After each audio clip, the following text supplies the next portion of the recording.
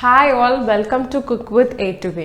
So இன்னைக்கு நம்ம ஒரு vegetarian dinner recipe, quick and அதே சமயம் செம yummy-ஆன ரெசிபி தான் பார்க்க போறோம். So let's get started. மிக்ஸியில் ஒரு கப் மைதா மாவு அல்லது கோதுமை மாவு எடுத்துக்கலாம்.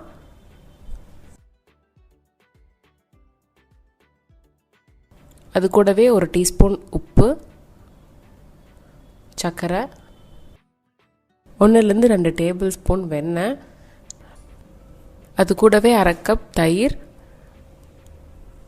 அது கூடவே 1/4 கப் பால் சேர்த்துக்கோங்க. நீங்கள் பால் தயிர் எதுவும் சேர்த்திக்க மாட்டிங்கன்னா தண்ணி கூட ஊற்றி அரைச்சிக்கலாம்.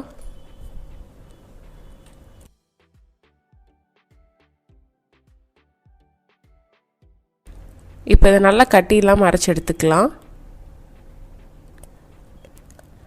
இந்த மாதிரி கன்சிஸ்டன்சியில் இருக்க மாவுலேருந்து ஒரு 4 டேபிள் ஸ்பூன் மட்டும் நம்ம கிரேப்ஸ் எல்லாத்தையும் சீல் பண்ணுறதுக்கு தனியாக எடுத்து வச்சிடலாம். மீதி எல்லாத்தையும் வேற ஒரு பாத்திரத்துக்கு மாற்றிடுங்க.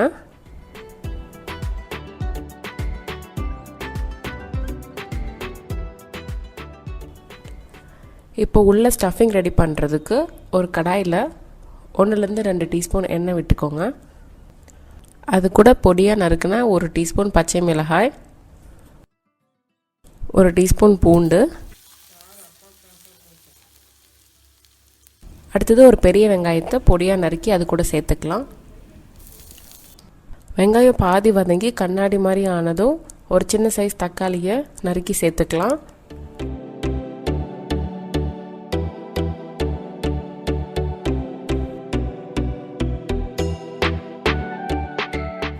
இதுக்கு பதிலாக டொமேட்டோ சாஸ் கூட 2 டேபிள் ஸ்பூன் போட்டுக்கலாம். அடுத்தது ஒரு மீடியம் சைஸ் கேரட்டை நல்லா கிரேட் பண்ணி சேர்த்துக்கோங்க. அடுத்து இதுக்கு தேவையான அளவு உப்பு சேர்த்து மசாலா சேர்க்க ஆரம்பிக்கலாம். 2 டீஸ்பூன் வரமிளகாய் தூள், 1 டீஸ்பூன் கொத்தமல்லி தூள், கூடவே 1 டீஸ்பூன் சாட் மசாலா தூள். சாட் மசாலா இல்லைன்னா 5-6 சொட்டு எலுமிச்சைப்பழச்சாறு சேர்த்துக்கலாம். இப்போ இது எல்லாத்தையும் நல்லா கலந்து விட்டுருவோம். அடுத்தது நான் அரை கப் நம்ம இன்ஸ்டன்ட் சீஸ் சேர்த்திருக்கேன். நம்ம ரெசிப்பியில் சீஸ் பண்ணும்போது மீதி இருந்த தண்ணி இருந்துச்சுல்ல, அதை கூட நம்ம இந்த பாலுக்கு பதிலாக இந்த மிக்சியில் சேர்த்தியும் அரைச்சிக்கலாம். ஸோ இப்போ நீங்கள் பிளான் பண்ணிட்டீங்கன்னா சீஸ் பண்ணிவிட்டு கையோட அந்த தண்ணியும் யூஸ் பண்ண மாதிரி இருக்கும்.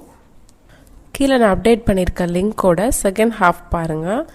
ஹோம்மேட் இன்ஸ்டன்ட் சீஸ் ரெசிபி அப்படின்னு தெரிஞ்சிடும். இது கூட கொஞ்சமாக கொத்தமல்லி தழை சேர்த்துக்கலாம். அவ்வளோதான், ஸ்டஃபிங் ரெடி ஆயிடுச்சு.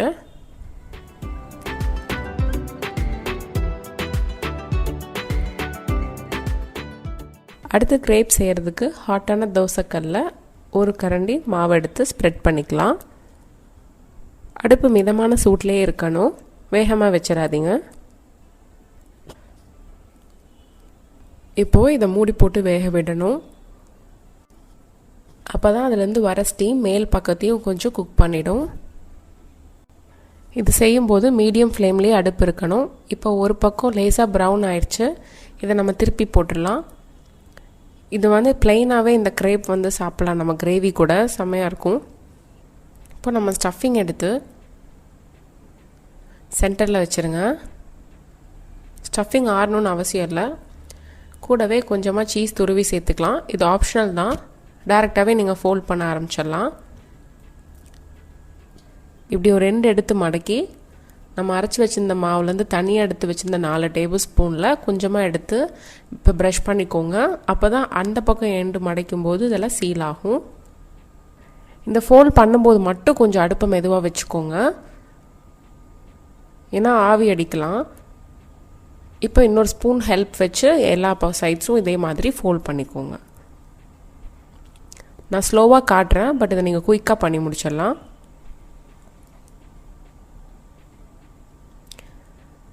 கொஞ்சமாக 1 டீஸ்பூன் எண்ணெய் மட்டும் விட்டு இன்னொரு பக்கம் திருப்பி போட்டுருங்க.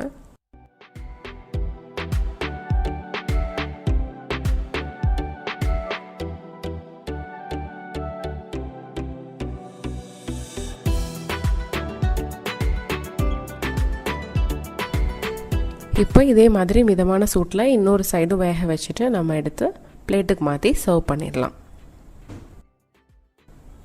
கட் பண்ணி காட்டுறேன் எவ்வளோ சீஸியாக இருக்குது பாருங்கள். இது நீங்கள் டொமேட்டோ சாஸ் கூட டிப் பண்ணி சாப்பிட செமையான dinner recipe.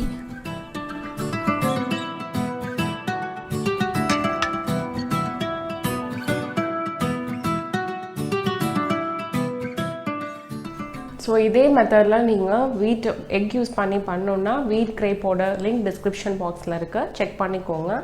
If you like this video, give a thumbs up and do subscribe to Cook with A2A for more such videos. Happy cooking and don't forget to smile. Bye bye.